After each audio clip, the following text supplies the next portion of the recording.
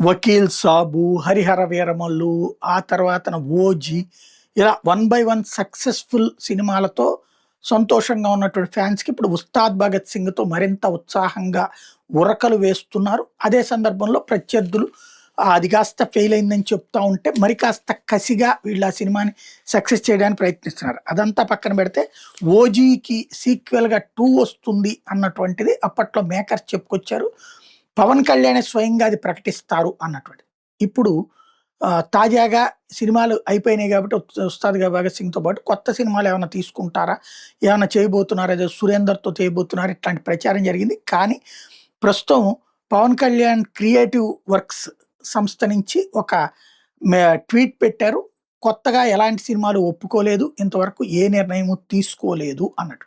తద్వారా ఫ్యాన్స్ మళ్ళీ సినిమాలు పవన్ కళ్యాణ్ చెయ్యాలని కోరుకునే వాళ్ళకి ఓ రకంగా ఆవేదన కలిగించే పరిణామం.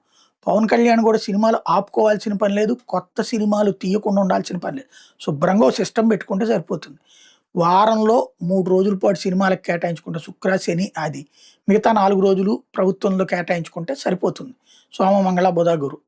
అంతకు మించి అక్కడ పనేం లేదు. ఈవెన్ చంద్రబాబు గారు, లోకేష్ గారు కూడా గురువారం శుక్రవారం మధ్యాహ్నం నుంచి వెళ్ళిపోయి ఎక్కడో కార్యక్రమాలు చేసుకుంటారు. కాపోతే నిరంతరం ఇది సమీక్షించారు, అది సమీక్షించారు, అది సీరియస్ అయ్యారు, ఇది సీరియస్ అయ్యారు అన్నటువంటిది చేస్తూ ఉంటుంటారు. అప్పుడప్పుడు ఆదివారం పూట కనబడేసి అదిగో మేము ఎట్లాగా ఉన్నాం అంటారు. మనం కూడా అట్లాంటివి చేసుకోవచ్చు. ఇంకోటి సినిమాలు తీయొద్దని జనం ఎవరూ కోరుకోవట్లేదు. పవన్ వ్యతిరేకులు కూడా కోరుకోవట్లేదు. సినిమాలు తీసుకుంటే తప్పేం లేదు. దాన్ని జనం కూడా ఫీల్ అవ్వట్లేదు అన్నది గుర్తుపెట్టుకోవాలి. పవన్ కళ్యాణ్ సినిమాలు తీస్తేనే బెటర్.